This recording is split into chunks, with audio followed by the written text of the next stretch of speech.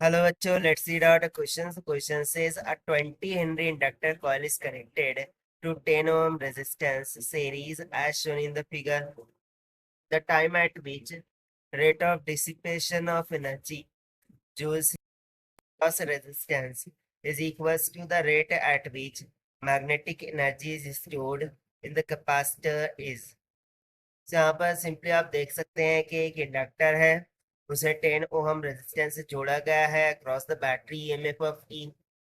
सम बोला जा रहा है कि टाइम क्या होगा जब energy stored by this resistor equal हो जाए एनर्जी स्टोर्ड बाय इंडक्टर के। तो चलिए स्टार्ट करते हैं हम सॉल्यूशन से, but before of its let's talk about the key concept which we are going to use here for this question. So जैसा कि इंडक्टर और दोनों को सीरीज में जोड़ा गया है, सो उसके लिए current flowing through out the inductor and resistor will be same. So उसके लिए हम सबसे फर्स्ट लॉ यूज कर सकते हैं ओहम्स लॉ का, which says that V is equals to I into R.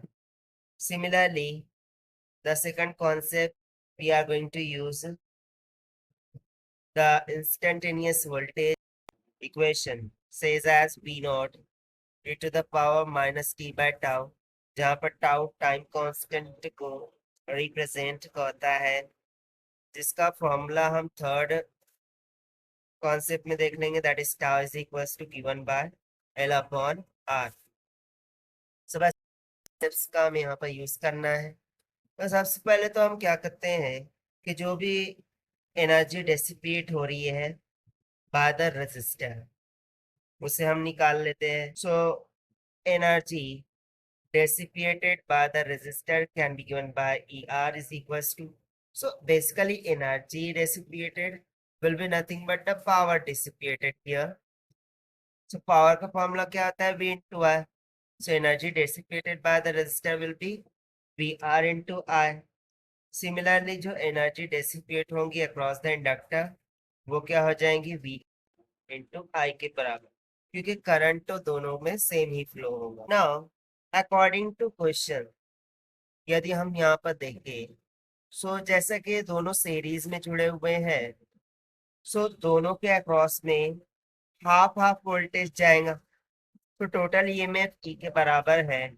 सो हम बोल सकते हैं कि B R is equals to B L is equals to कितना हो जाएगा, ई बाय टू, क्योंकि दोनों सीरीज में जुड़े हुए हैं इसलिए। अब चूंकि हमें पता है voltage across the inductor at any time as an exponential function is given by V naught, V of t, let's say V of t is equals to V naught e to the power minus t by tau, और ये हमें कितना रखना है यहाँ पर, e by 2 के equal. So this will be equals to, ना हम मान लेते हैं कि V naught ये मैक्सिमम वोल्टेज है, जो कि ऑब्वियसली ईएमएफ के इक्वल होना चाहिए, बट ये कैसे निकलेगा।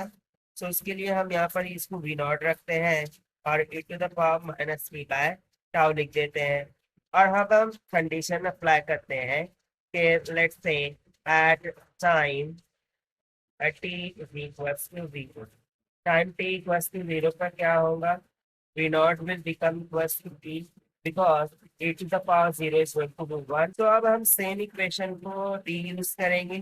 सो वी नॉट को हमने e मान लिया, so e times of e to the power minus t by tau, this will be equals to e divided by 2 हो जाएगा। सो e से e कैंसिल हो गया और सिंपली हमें t बाय टाउ का वैल्यू कितना मिल जाएगा, ln। अब इसको हमने कैसे फाइंड किया है, तो इसका हमने रेसिप्रोकल लेकर के दोनों जानिब लॉग लिया है। सो लॉग ऑफ ई क्या हो जाएगा, 1, ये सिंपली मिल जाएगा T by tau is equals to ln of. अब यहाँ से time T would be equals to कितना हो जाएगा, tau times of ln of 2t। But यहाँ पर हमें टाउ सबसे पहले फाइंड आउट करना होगा।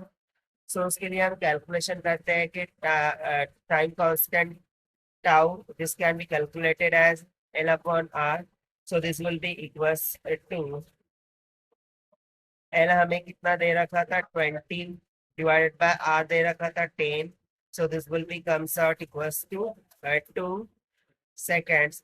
अब इसको हम अब इक्वेशन में सब्स्टिट्यूट करा देंगे। तो required time would be equals to tau times of, तो tau कितना आया था 2 और एलिनेट 2 already वहां पर present था, and therefore this is going to be the required time at which the energy stored by resistance will become equals to energy stored by inductor, which we have found by using the concept of Ohm's law, instantaneous voltage equation, and time constants. And according to option B will become correct. So this is the required solution. I hope you understood well. Best of luck. Thank you.